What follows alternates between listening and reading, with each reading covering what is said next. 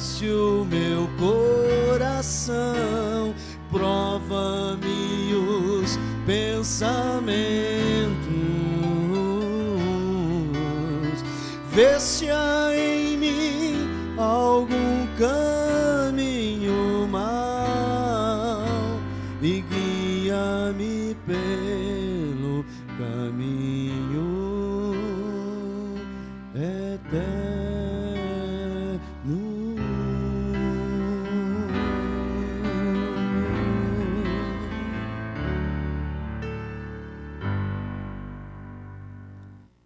Eu estou já há alguns dias falando a respeito de um tema que para mim é fundamental para a vida espiritual de vocês a longo prazo. Eu quero me encontrar com você daqui a 10 anos, se Jesus não voltar, e você crente, firme na rocha em Jesus Cristo. O meu ministério é caracterizado, irmãos, não sou um evangelista, não tenho esse cacuete, essa bênção, né? Evangelista é aquele camarada que ganha multidões. Eu não tenho muito essa característica, mas eu sou um pastor. O meu ministério é pastoral e profético. E o meu trabalho na igreja, meu trabalho ministerial é edificar a igreja. Tanto é que as igrejas aonde eu tenho pastoreado, não há rotatividade de pessoas. Sempre está chegando gente nova, mas dificilmente está saindo alguém. Porque uma das características que marca a minha vida é ensinar a palavra de Deus, vivê-la, praticá-la. Porque às vezes a palavra de Deus fica tão teórica no coração da gente, que a gente acha difícil de colocar em prática. E eu estou falando a respeito de ter prazer em Deus. Eu disse que se você não descobrir prazer em Deus, religião não vai suprir as suas necessidades. Religião enjoa. Seja ela qual for, evangélica, católica, espírita, religião não preenche espaços que são reservados a uma vida realmente sincera e profunda com o Espírito Santo. E hoje nós estamos vivendo um tempo muito diferente, porque nós estamos vivendo o tempo das igrejas de auditório. O que é a igreja de auditório, pastor? Aquela igreja que as pessoas vêm, ouve uma palavra, recebe uma oração, quando recebe, ouve uma mensagem e vão embora e ninguém tem nada a ver um com o outro, ninguém se conhece, não há vida, não há comunicação. Essa é a igreja de auditório, não é que ela seja num auditório, é um padrão que o tempo atual está copiando, a maioria das igrejas estão caminhando para esse padrão, só que esse padrão não é bíblico. O padrão da igreja é a igreja congregacional, é a igreja local, é a igreja onde todos se conhecem, onde há amigos, onde um ora pelo outro, um chora com o outro, um sorri com o outro. Este é o padrão. Há igrejas que, se você perguntar para o irmão assim, vem cá irmão, vem cá, como é o nome desse irmão aqui? Não sei. Como é o nome daquele ali? Não sei. Não conheço.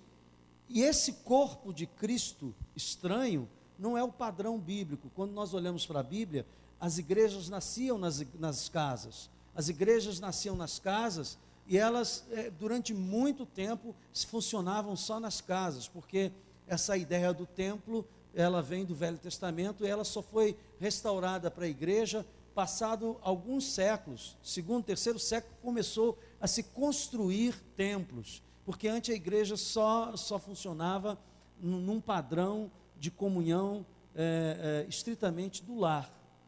Nós fizemos uma opção quando viemos para cá. A nossa igreja é chamada Igreja da Família. Nós fizemos opção, nós vamos lutar e trabalhar pelos lares, pela família, pelo casamento, porque nós sabemos que se não houver uma igreja que essas coisas estejam fundamentadas, a igreja evapora, irmãos. Por isso nós temos hoje tantos desviados, tantas pessoas fora da igreja. O número de pessoas que estão fora da igreja é infinitamente maior do que o número que está dentro da igreja. E por quê? Porque não criou raízes, não se aprofundou. Então o tipo de ensino que eu dou é na tentativa de levar você a desenvolver uma vida profunda com Deus, que daqui a 10 anos, daqui a 20 anos, se Jesus voltar, você é crente, você está produzindo frutos, e você será aquele carvalho de justiça que Deus plantou para a glória dele, amém? Então, eu peço a você paciência, porque às vezes a minha mensagem não é muito empolgante, não é aquela mensagem de você vibrar, lutar, mas é uma mensagem de você refletir sobre algumas coisas.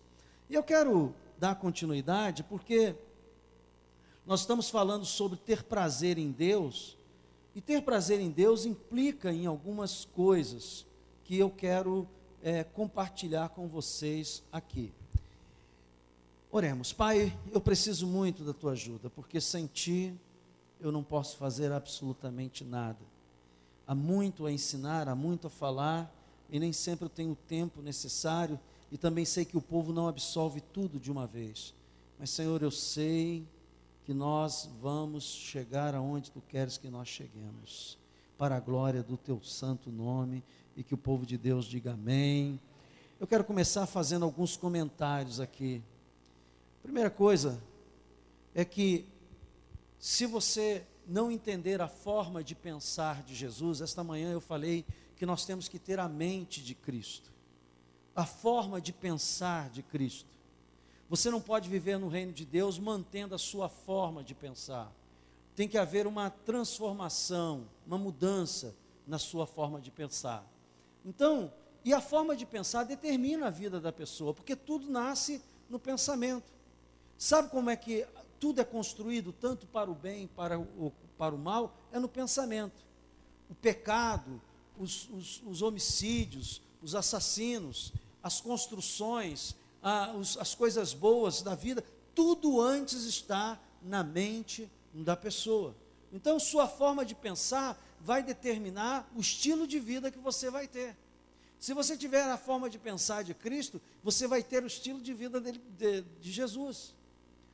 Então, os valores que ao longo da vida foram inseridos na sua forma de pensar, lembra que eu ensinei aqui numa das nossas ministrações, que o homem, diferente dos animais racionais, ele tem o seu HD zerado quando ele nasce, e que o homem, ele começa a ser fruto da sua cultura, das suas experiências, do seu lar, do seu aprendizado, tudo que vai formando aquela pessoa ao longo do tempo.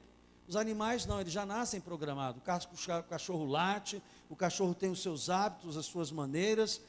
O meu cachorro veio com faltando alguma coisa no DNA dele, porque ele não late, ele só chora, né?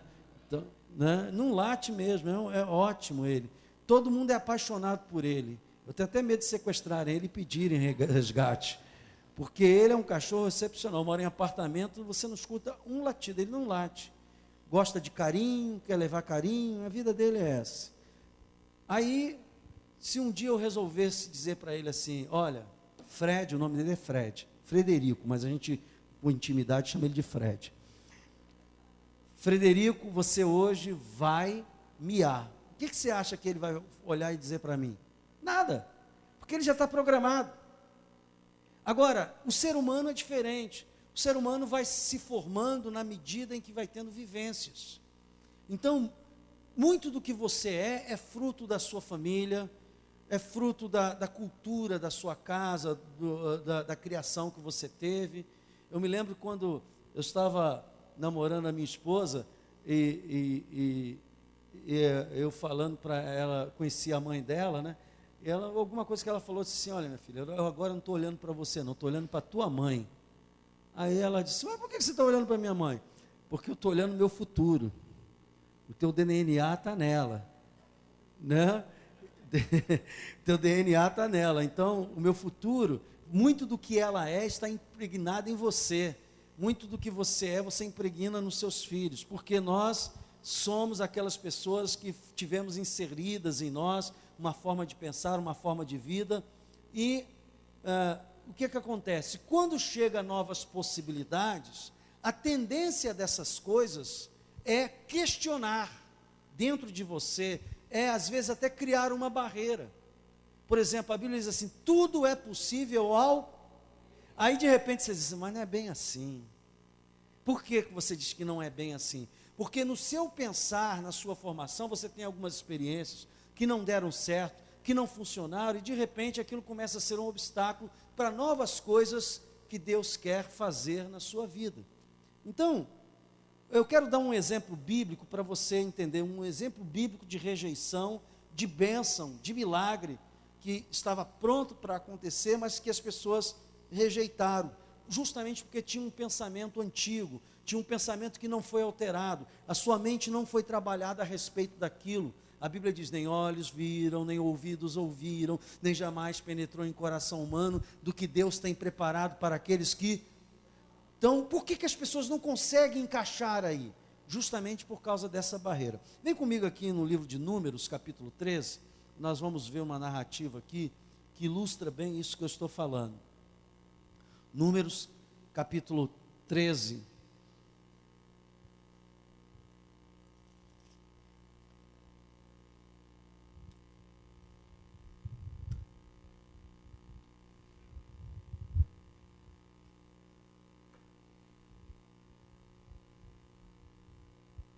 Números capítulo 13, a partir do versículo 25,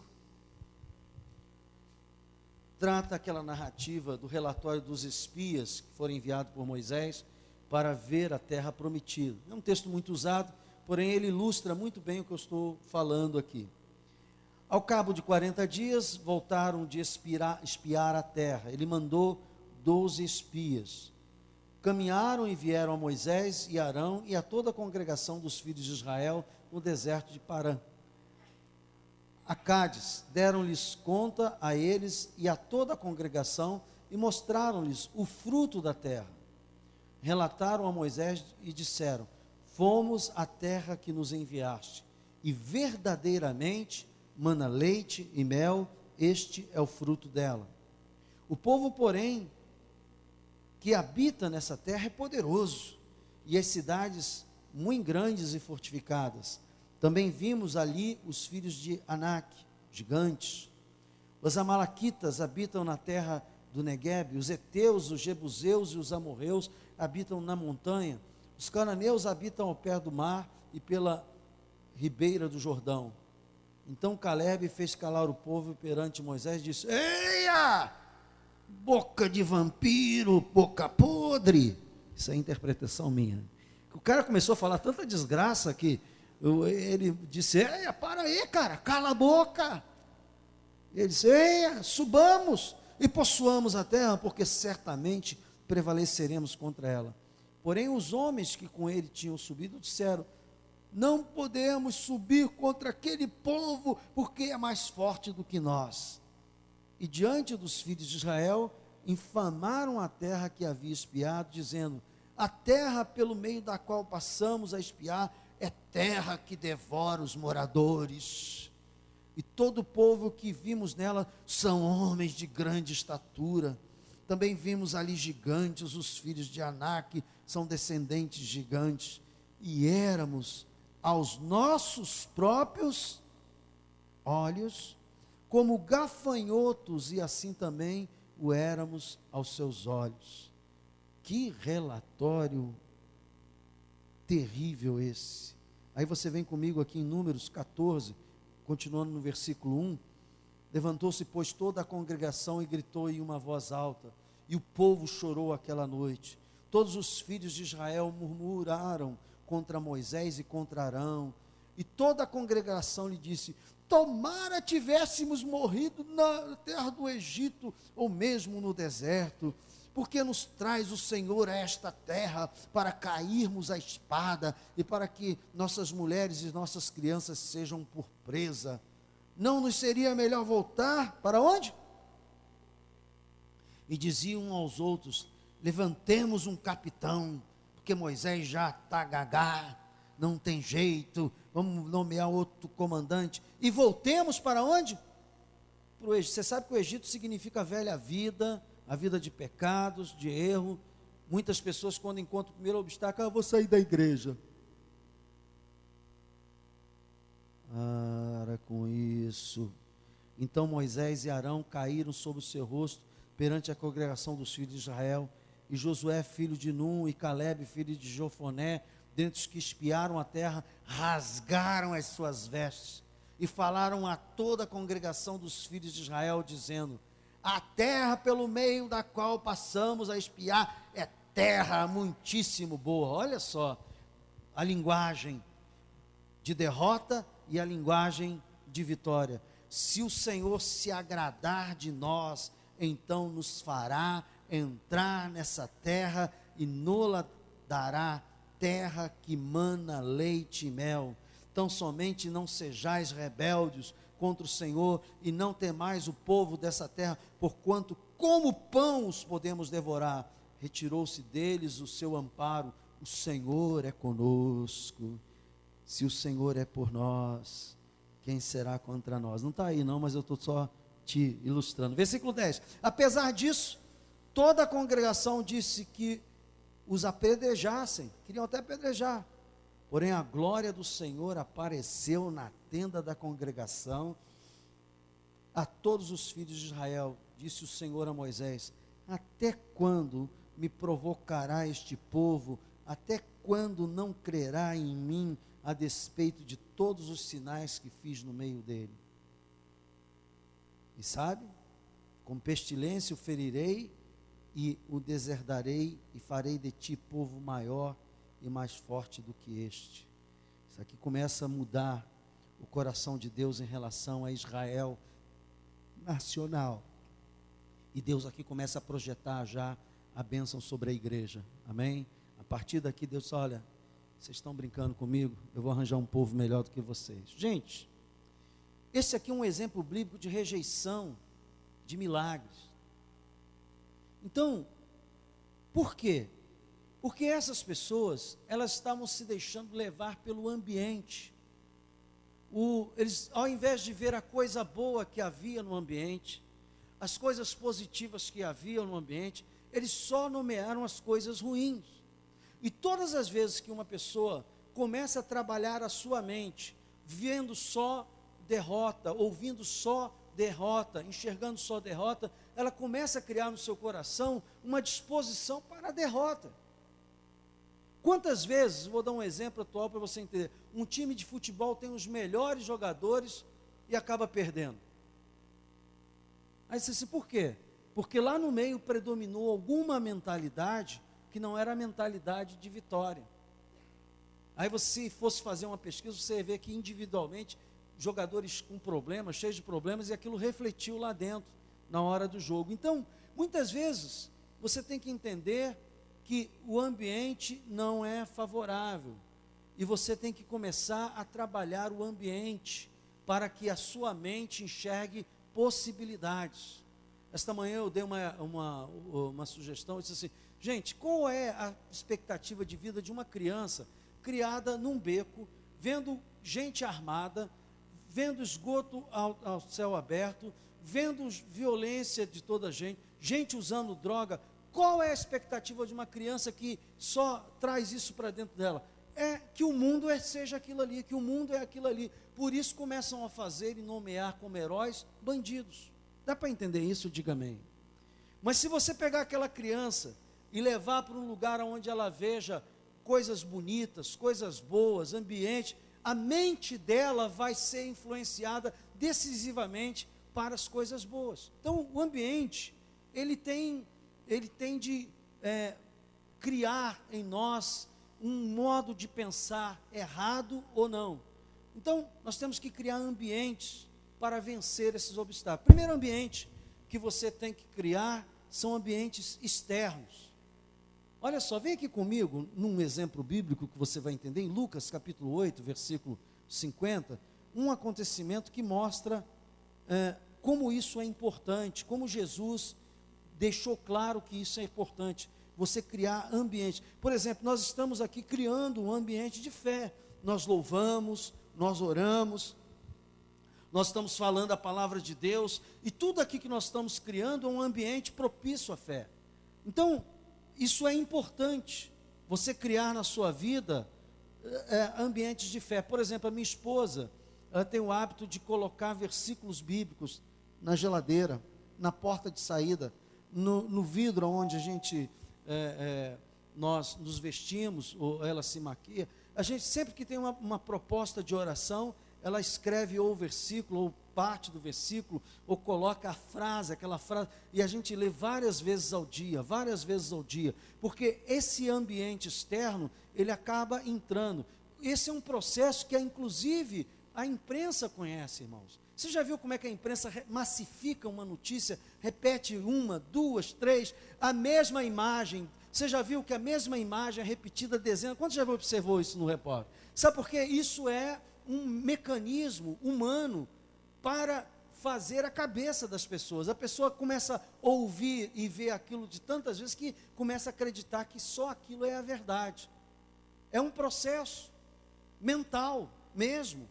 E um processo mental, às vezes, usado pelos meios de comunicação. Por isso que a gente tem que ter a capacidade de ouvir alguma coisa aqui, ouvir alguma coisa ali. Quando você ouviu alguma coisa, você contrapôs, diz assim, não, tá bom, eu ouvi um diagnóstico médico, o médico disse isso. Mas aí eu começo a ouvir também um diagnóstico de Deus. E no diagnóstico de Deus diz que Cristo levou sobre si todas as nossas dores, e o castigo que nos traz a paz estava sobre ele, e pelas suas pisaduras fomos sarados. Então você começa a contrabalancear aquela informação que está te colocando para baixo. E um dos segredos é a palavra de Deus. Por isso que quando a pessoa começa a ouvir a palavra de Deus, a Bíblia diz, a fé vem pelo ouvir, e o ouvir a palavra de Deus.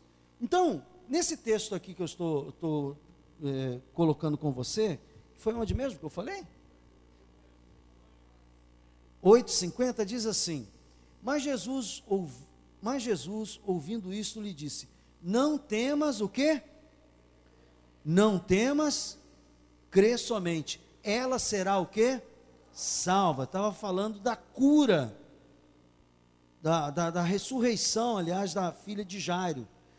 Tendo chegado a casa, ninguém permitiu que entrasse com ele. Ele foi com um grupo de fé, um grupo que estava crendo, um grupo que sabia que ele podia fazer milagres. E tendo chegado a casa, ninguém permitiu que entrasse com ele, senão Pedro, João, Tiago e bem assim o pai e a mãe da menina. Só entrou essa turma com ele. Por quê? Aí o texto a seguir vai mostrar por quê. Olha só, o ambiente externo. E todos choravam e planteavam. Era um ambiente de derrota, de choro, era um ambiente de tristeza, de colocar para baixo. E todos choravam e planteavam. Mas ele disse, não choreis. Ele disse, pessoal, vocês ficam aí, mas olha, não chore não. Sabe por quê? Ela não está morta, mas dorme. Ela já estava morta. Fisicamente ela estava morta.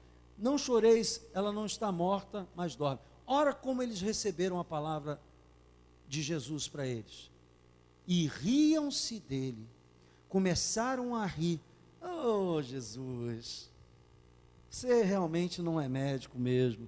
Ela já está morta, está toda enrijecida, já perdeu a cor, está dura lá.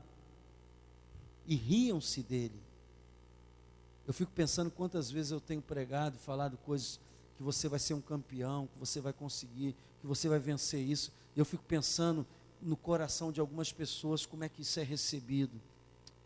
Algumas pessoas recebem assim, comigo não vai dar certo, comigo não vai funcionar, o tempo já passou, não há mais tempo, há uma série de colocações que vêm, porque o médico falou, irmãos, quem tem a palavra final sobre qualquer coisa é o nosso Deus, é o nosso Deus. Pessoal que foi para o congresso do Casados para Sempre, ouviram lá um testemunho e voltaram dizendo, pastor, nós vimos um testemunho de um pastor, que a mulher dele tinha câncer na cabeça, e ela foi operada quantas vezes, Tião? 19 vezes, ficou quanto tempo em coma? 4 anos em coma, 4 anos, não é 4 meses nem 4 dias, 4 anos em coma, e ele orando e dizendo, Jesus vai curar, a terra prometida é minha, os inimigos que estão lá ele vai tirar, a doença vai sair, em nome de Jesus. E ele continuou, e quando ele está no meio do testemunho dele, ele manda a esposa dele levantar, a esposa dele estava lá no meio, totalmente diferente, não sei se mostrou fotos ou não, mostrou as fotos, como ela ficou, o estado que ela ficou, e quando ela levanta, completamente mudada, bem posta, bem apresentada, curada totalmente para a glória de Deus. Qual é o nome do pastor? É isso aí, eu não escutei não, mas é isso aí. Fala um só. Martiel. Martiel. Articula, rapaz. É Mardiel, não é Tiel, não. Falando errado aí. E sabe o que aconteceu? Ela foi curada para a glória de Deus. Para a glória de Deus. Sabe por quê? Porque em nenhum momento ele recebeu a palavra com deboche, com incredulidade. Ele recebeu a palavra com fé. Então diz aqui o texto: e riam-se dele, porque sabiam que ela estava morta. Eles estavam vendo só o natural. Eles não tinham a visão do espiritual. Eles não tinham a mente de Cristo. Eles não tinham o pensar de Deus. No mundo de Deus não existe morte, porque Jesus já venceu a morte. Na mente de Cristo não existe mais morte, irmãos. Você passou da morte para a vida quando você aceitou Jesus. Agora só tem vida na sua vida. E vida eterna, que começa agora e vai eternamente. Mas até falando isso, muitas vezes a pessoa: será mesmo que tem um céu? Será mesmo que Jesus vai voltar para me pegar? Será mesmo que eu vou habitar o céu? Então, essas pessoas estão recebendo, não com um riso, mas com o coração cheio de dúvidas. Entretanto, ele, tomando-a pela mão, disse em voz alta: menina, levanta-te. Voltou-lhe o quê? O espírito, o fôlego de vida. Ela imediatamente se levantou e ele mandou que lhe dessem de comer. Seus pais ficaram maravilhados, mas ele lhes advertiu que a ninguém contasse o que havia acontecido. Impossível. Jesus, não dá. O pessoal viu ela morta e ela vai sair daqui viva. Ouça bem o que eu vou falar para você. Às vezes, você tem que deixar ambientes de incredulidade e buscar ambiente de credulidade. Vai aparecer muita gente para dizer para você que não vai dar, que você não vai conseguir. Mas eu estou aqui para dizer para você que na casa de Deus, aonde a palavra de Deus é pregada, você vai encontrar um ambiente que vai dizer para você: tudo é possível ao que crê. Então, você tem que às vezes mudar de ambiente para influenciar o seu pensar de Cristo. Você tem que mudar de ambiente. Quando eu digo mudar de ambiente, pastor, eu vou mudar de ambiente, vou mandar meu marido embora, porque o ambiente, não é isso não, calma aí, hein? O óbvio tem que ser dito. Você está entendendo o que eu estou falando? O ambiente significa que você, às vezes, só está ouvindo coisas ruins, como o relatório dos espias. E Deus quer que você escute coisas boas. Hoje eu estou aqui para dizer coisas boas para você. Eu posso dizer a você com toda tranquilidade, que na mente de Jesus, você já é vencedor. Você já é vencedor. Não há impossíveis para Ele.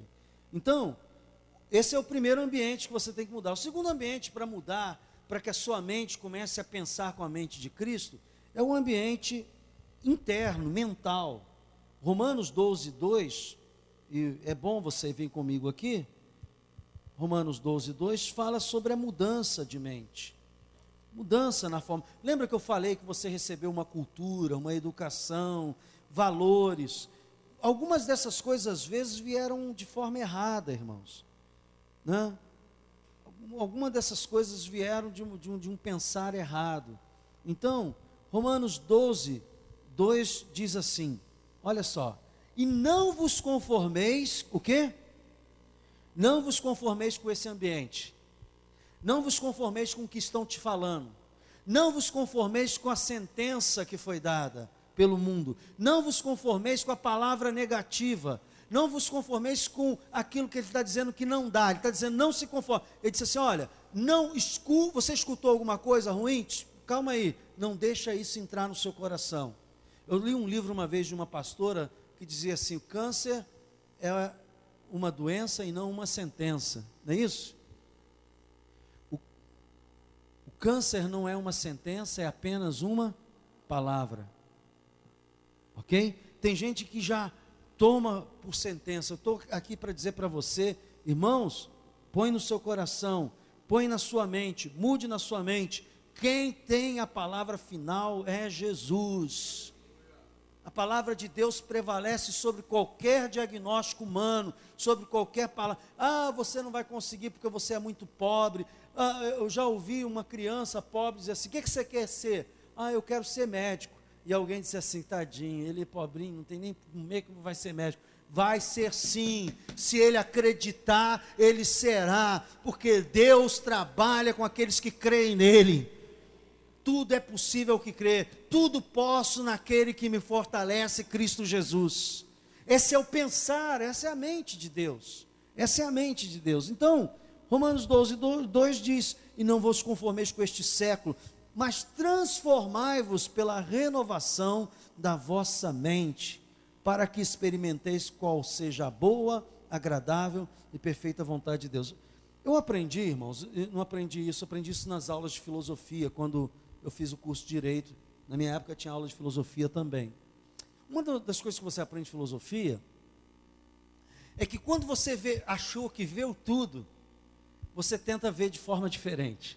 Esse é um dos segredos. Olha, o papel é branco, o que está escrito aqui é negro, ele tem forma retangular. Parece coisas definidas, né? Aí, a ciência, a filosofia diz assim: tenta ver isso diferente. Aí você começa a ver, poxa, o que tem de diferente?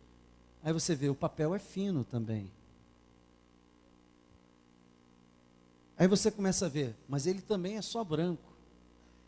Em outras palavras, quando a Bíblia está dizendo que você tem que começar a mudar a sua mente, significa que você comece a buscar o pensar de Deus sobre aquilo. O que Deus diz sobre isso? O que a Bíblia, porque o pensar de Deus está expresso na palavra dele. Então a Bíblia diz assim: está aqui uma situação, mas o que Deus fala sobre essa situação? Olha, Deus fala sobre isso. Aí você vai buscando na Bíblia os textos que falam sobre aquela situação. E aí, irmãos, vem o que eu quero dizer para você. Neste momento, você começa a mudar o seu ambiente mental, a sua forma de pensar. Vimos que o povo de Israel, diante da primeira dificuldade, que foram ver a terra prometida, reagiram com mentalidade de escravos. Eles tinham sido escravos por 400 anos no Egito e aprenderam uma cultura escravagista. Então eles não conseguiam pensar que eles poderiam ser líderes, senhores, que ele poderia ser empresário, que ele poderia ser médico, que ele poderia ser curado, que ele poderia ultrapassar aquele obstáculo. Está entendendo o que eu estou falando? Diga glória a Deus. E que ele poderia chegar em lugares especiais. Por quê? Porque a Bíblia diz que a nossa força vem do Senhor. Tudo posso naquele que me fortalece. Eu aprendi que uma das formas de manter a mente ligada à mente de Cristo é você sempre pedir a Deus novas revelações. Tem um segredo nisso. Quando Deus te dá coisa nova, é porque Ele vai te dar mais vida para você cumprir aquilo. Porque vagabundo, nem Deus quer nada com ele. Diz assim: ó, você não quer fazer mais nada, não, vem para o céu, pronto, acabou, sua história aí. Mas todas as vezes que você pede algo novo a Deus, e Deus te dá, é porque Ele tem uma programação naquilo que Ele está te dando para se cumprir.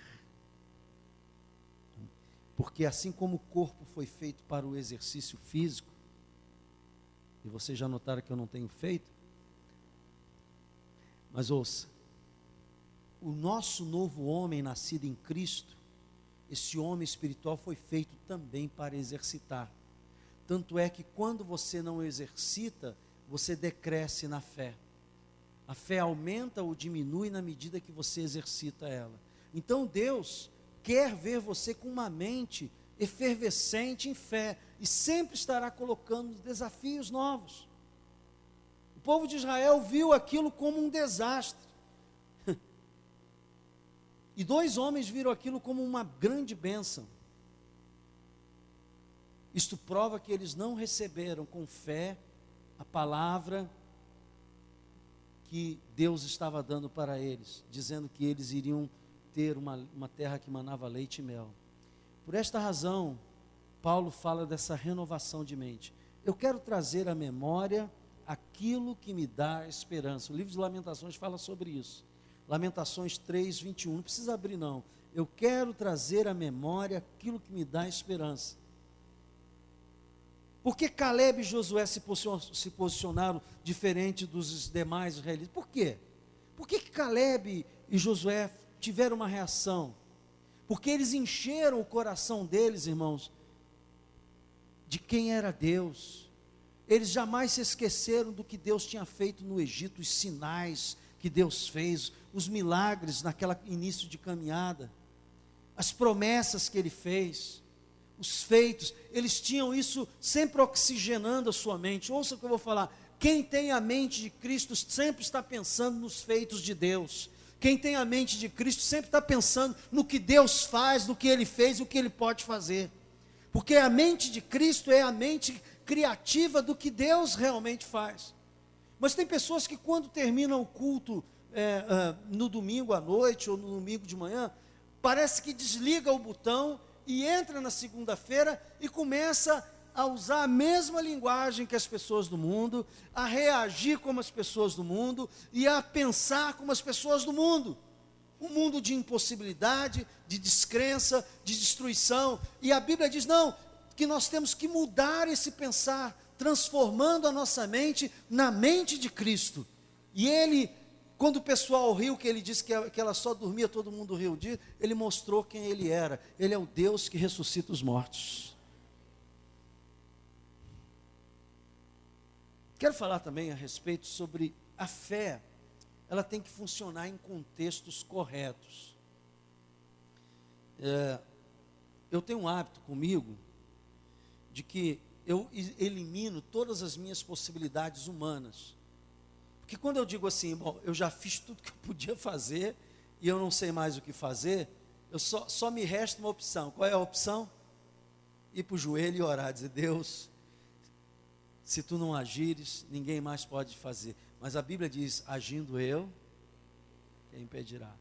Então, há um texto aqui que é preciso que você entenda que muitas vezes você quer usar a fé em contextos errados. E a fé, ela tem que ser aplicada ao contexto certo, né? Eu vou dar alguns exemplos. Vem aqui comigo em Lucas capítulo 5. Lucas capítulo 5.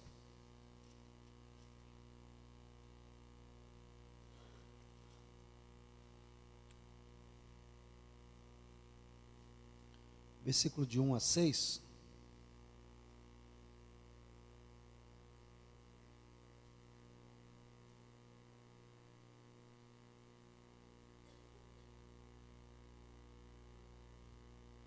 Aconteceu que ao apertá-lo a multidão, todos comigo?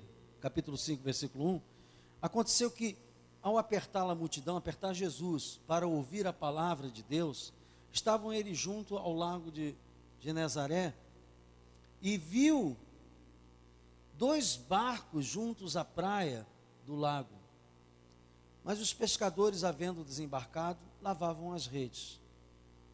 Entrando em um dos barcos, que era o de Simão, pediu-lhe que o afastasse um pouco da praia, e assentando-se ensinava do barco as multidões. Quando acabou de falar, disse a Simão, faze-te ao largo e lançai as vossas redes para pescar. Você vê como é que Deus faz? Todo mundo que o serve, Ele recompensa. Eu não conheço ninguém que sirva a Deus que não seja recompensado. Dentro e fora da Bíblia, todos que servem a Deus é recompensado. Aqui ou eternamente, ou aqui e eternamente. Amém? Então, respondeu-lhe Simão, mestre, havendo trabalhado toda a noite, nada apanhamos, mas debaixo da tua palavra, lançarei as redes. E isto fazendo, apanharam grande quantidade de peixes, e rompiam-se-lhes as redes. Irmãos, preste bem atenção. Jesus vai e pede o barco. Pedro já conhecia a fama de Jesus. Não sei se nesse momento ele já era discípulo de tempo integral, mas parece que não, porque estava pescando. E ele podia dizer assim: poxa, Jesus bem que podia quebrar meu galho aqui agora, fazer um milagre. Mas a primeira hora, não era do milagre. A primeira hora é de ouvir a palavra de Deus. O que eu vou falar aqui tem uma concepção muito interessante. Deus só faz milagre hoje, se você pedir, através da sua fé. Por isso que a Bíblia diz que sem fé...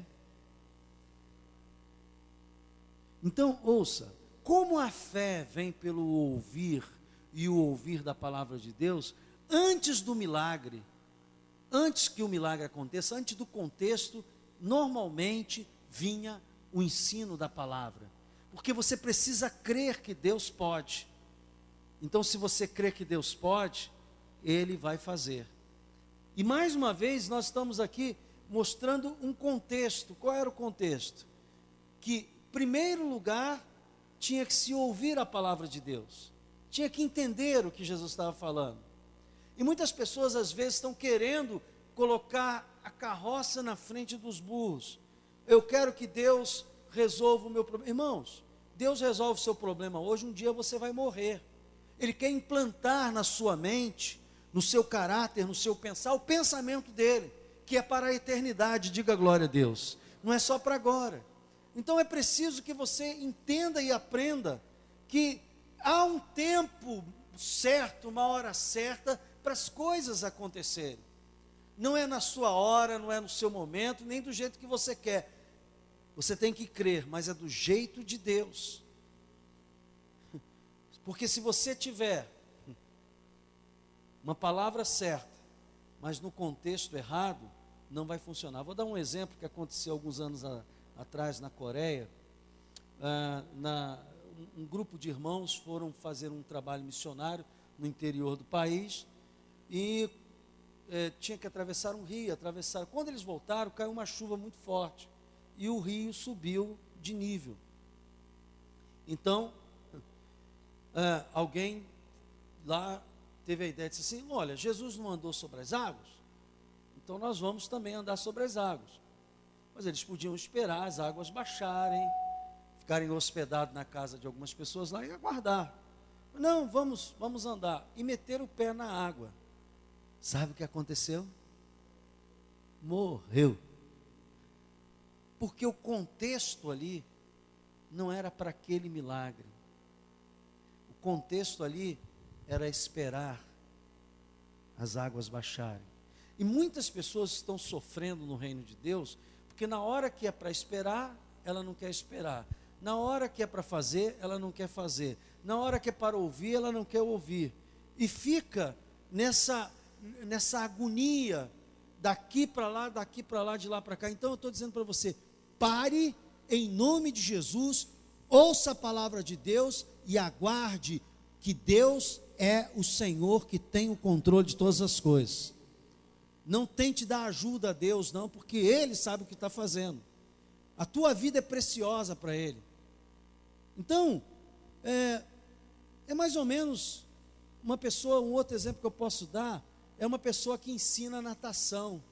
Às vezes você vai na escola de natação, o professor diz: olha, você tem que fazer esse movimento.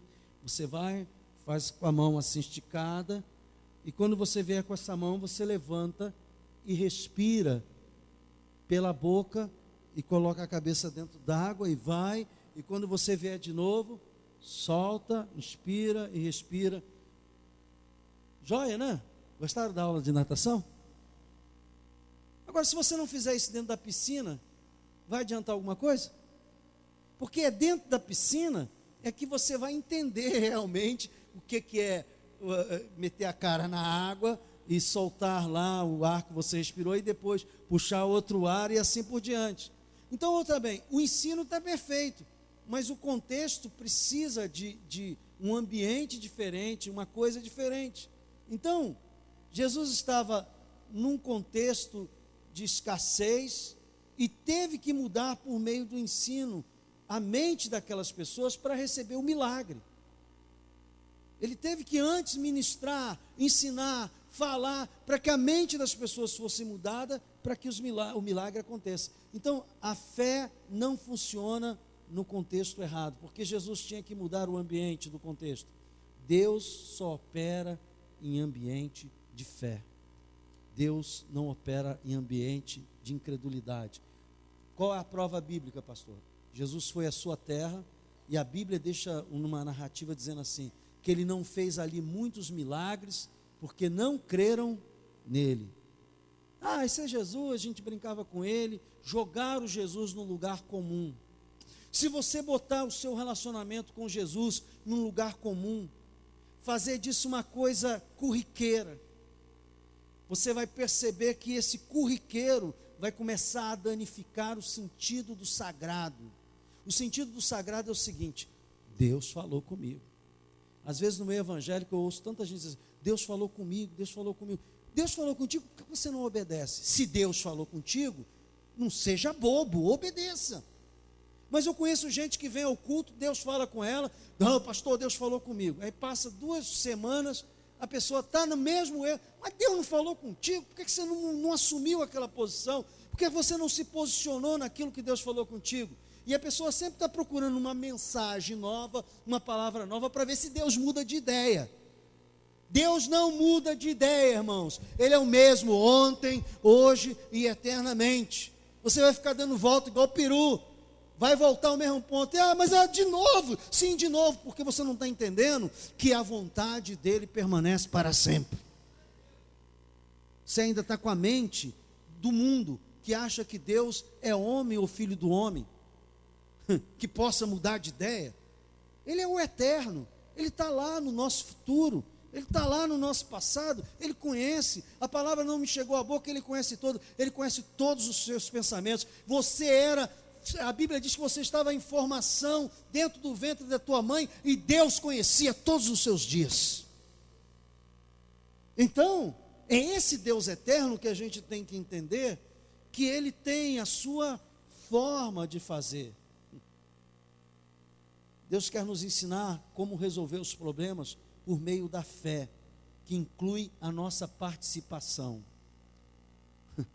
Que bom seria, irmão, se a gente fizesse aqui um ritual, acendesse umas velas, matasse umas galinhas, jogasse um sangue, dissesse assim, está tudo resolvido. Esse é o caminho mais fácil, porque não depende de fé. Está entendendo o que eu estou falando? Mas quando depende de fé, passa pelo pensar, passa pela mente. Eu tenho que manter o meu pensamento firme na palavra de Deus. Eu não vou abrir mão, porque a palavra vai se cumprir. Isso é fé. E é por aí, o que eu vou dizer agora é muito sério. O milagre por meio da fé não é como um milagre por meio da soberania de Deus. Pastor, Deus faz como Ele quer, Ele faz como Ele quer, Ele é Senhor.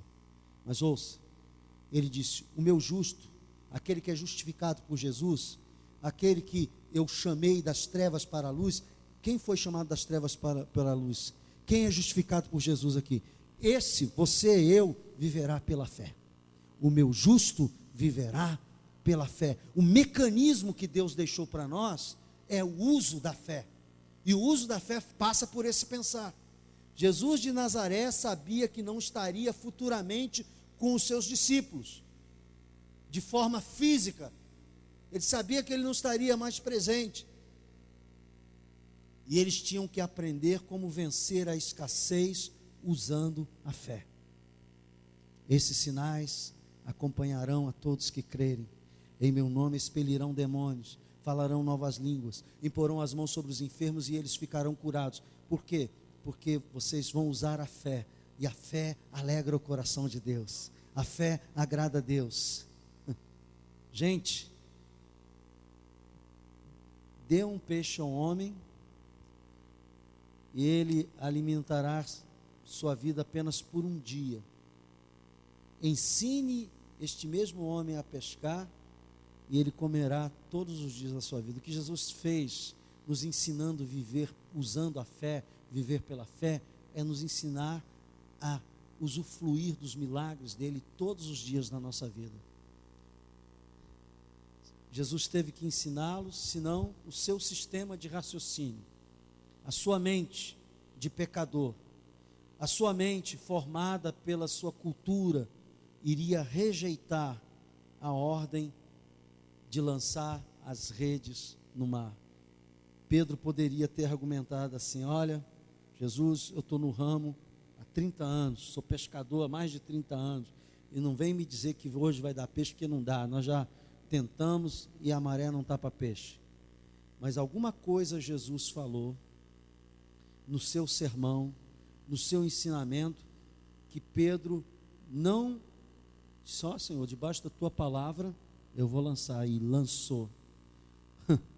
Lembre-se que eles não eram ainda os apóstolos que viviam de tempo integral, eles ainda tinham uma velha mente, e Jesus estava ensinando a eles a ter uma nova mente. Sabe o que eu estou tentando fazer aqui?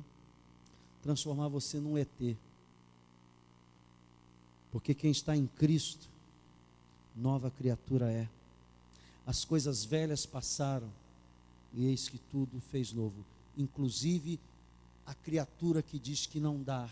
A Bíblia está dizendo, tudo é possível. Jesus queria que eles experimentassem essa experiência, porque depois que você tem uma experiência sobrenatural com Deus, a sua mente nunca mais é a mesma. Nunca mais, irmãos. Então, Jesus queria que eles experimentassem a experiência de participar do milagre, pois isso tinha a ver com o futuro deles. Eles tinham que experimentar este milagre usando a fé, porque futuramente Jesus já não estaria mais com eles, e era assim que eles teriam que viver, e nós temos que viver até a consumação dos séculos. Os ensinamentos, não só sobre peixe, mas sobre almas, que ele iriam ganhar. Ele disse: eu farei de vocês pescadores de homens. Eu quero terminar esta noite, que já passou do horário. Não viva a sua vida na base da velha mente, da velha criatura, na base do velho pensamento. Hoje estou aqui para dizer a você, em nome de Jesus, abra o coração e a mente para ouvir os ensinamentos práticos e comece a praticá-los na sua vida. Comece a tirar os pensamentos de doença, de miséria, de escassez, de pobreza, de derrota, de impossibilidade, e comece a deixar que o pensamento de Deus entre, e no pensamento de Deus tudo é possível ao que crer. Irmãos, eu estou falando sobre a mente de Cristo, e eu estou tentando dizer para você como é que funciona essa mente de Cristo. É assim: Jesus olha uma pessoa que todo mundo diz que está morto, e ele diz, ela está viva. Todo mundo olha uma situação de escassez, não há peixe, não há condições, e Jesus diz, há peixe.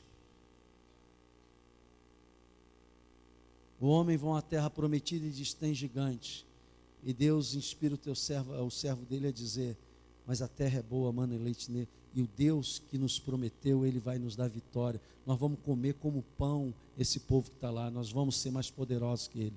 Gente, a mente de Deus vai te levar a lugares maravilhosos. A mente de Deus vai te colocar em lugares maravilhosos. A mente de Deus vai fazer você experimentar o sobrenatural de Deus. Eu quero orar por aquelas pessoas que, ouvindo esta palavra, dizem assim, pastor, eu quero receber esta noite uma oração para que eu não aceite mais as derrotas, as sentenças de derrotas que eu tenho ouvido no meu coração. Eu quero mudar. Então eu vou orar por você nesse momento, porque eu creio nesse Deus maravilhoso que ainda está aqui conosco. Deus não morreu. Deus não morreu. Jesus morreu, ressuscitou, está vivo entre nós. Ele é o mesmo e Ele continua a fazer milagre. E se você dizer, eu quero essa mente, eu quero pensar esse milagre, eu quero pensar essa vitória, eu quero excluir da minha mente tudo que eu ouvi de errado, de impossibilidade. Vem aqui na frente, eu vou orar por você. E Deus vai trazer um novo pensar sobre você. E você vai sair daqui se vendo curado. E sabe, vai sorrir. Ainda que não tenha plenamente concretizado, você já começar a se alegrar, vai dizer, esse Deus é maravilhoso mesmo, porque na minha mente eu já vejo acontecendo, eu já vejo a coisa, aleluia, se realizando. Tu me sondas e me conheces, conhece todos os meus caminhos.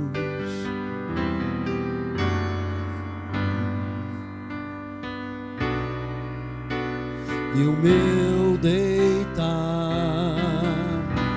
conhece todos os meus caminhos. Cante isso. Ainda a palavra não me chegou à boca, não, e tu já conheces, Senhor. Tu me cercas por trás e por diante, e sobre mim põe tua mão. Sonda-me, ó Deus, conhece o meu coração, prova-me os pensamentos. Vê se há em mim algum caminho mau e guia-me pelo caminho eterno. Você vai botar as duas mãos na sua cabeça. Põe a mão assim na cabeça e diga assim: Senhor Jesus, eu quero neste momento te pedir perdão, porque muitas vezes eu tenho deixado o meu pensamento ser influenciado, ser dominado por palavras de derrotas, palavras negativas. Eu às vezes tenho acreditado mais na palavra dos homens do que na palavra de Deus. Mas nesta noite diga assim: Senhor Jesus, eu quero crer tão somente na tua palavra, assim como Pedro lançou as redes no mar, sob a tua palavra, debaixo da tua palavra. Eu estou dizendo que a partir de hoje, Senhor, a minha mente te pertence, ó Deus. Eu rejeito os pensamentos de derrota, de doença, de desânimo, de tristeza, de fracasso, de desejo de morrer. Sai esses pensamentos agora da minha mente. E Senhor, agora traz os pensamentos do teu reino. Diga: Espírito Santo, tu és o meu amigo, o meu companheiro. Encha minha mente de sonhos do céu, de possibilidades. O diabo diz que ainda que é tarde, Senhor, e eu quero acreditar que ainda é cedo, Senhor. Moisés começou o seu ministério com 80 anos, ó Deus. Oh, Senhor, Abraão, Senhor, teve um filho, Senhor, com muitos anos de idade. Senhor, eu creio, diga: eu creio, Jesus, que a tua palavra permanece para sempre. Muda os meus pensamentos, traz os pensamentos de alegria, Senhor. Me mostra, Senhor, pela fé a minha vitória. Senhor, traz o meu futuro na minha mente, Senhor. Aleluia, Jesus. Senhor, eu creio e eu não vou permitir mais, Senhor, que a tristeza me domine, a decepção, a mágoa, a angústia. Senhor, a minha mente é tua. Diga isso: Jesus, a minha mente é tua. Os pensamentos indecorosos, os desejos lascívios, saiam da minha mente também, Senhor, e que venha, Senhor, os pensamentos de pureza, o pensamento, Senhor, de serviço, de alegria do teu reino, Pai, em nome de Jesus, E que o povo de Deus diga amém. Amém. Ouça, a nossa batalha toda é aqui, irmãos. E não tem isso de ser crente velho ou crente novo, não. Pelo contrário, eu até digo que os crentes mais antigos têm mais batalha. Sabe por quê? Porque ele, como avançou na sua experiência com Deus, o diabo quer desdizer tudo aquilo que ele já fez e fará pela sua vida. Então a luta é até maior. Por isso, quando vier esse dardo inflamado do inimigo, de um pensamento negativo, de um pensamento para te botar para baixo, diga: eu rejeito isso na minha vida. Eu nasci para ser campeão. Eu não nasci para ser derrotado. E sabe, você vai pensando nas frases de Jesus: tudo é possível ao que crê. Alguma doença é impossível para ele curar? Não. Diante da morte? 4 dias, lembra do defunto de 4 dias? Como é que se chamava? Lázaro. 4 dias, fedia já. E Jesus deu vida a ele. Então não há impossível. Olha, põe uma coisa no seu coração. Se você permanecer, daqui a 1 ano, daqui a 2 anos, você vai estar em lugares de honra, porque Deus te criou para isso. Deus te criou para isso. Amém? Vamos ficar de pé toda a igreja. Vamos levantar as nossas mãos aos céus. Diga assim: Senhor Jesus, muito obrigado pela tua presença maravilhosa. Que esta semana minha mente esteja envolvida com os teus pensamentos. Não permita, Senhor, que os pensamentos de escravo, de derrota, venham para o meu coração. Pai, eu sei que tudo posso em Ti, porque Tu me fortaleces, ó Deus. Muito obrigado, em nome de Jesus, e que o povo de Deus diga amém. Vamos em paz, nessa fé, em nome de Jesus, amém. Ainda a palavra não me chegou à boca, não, e tu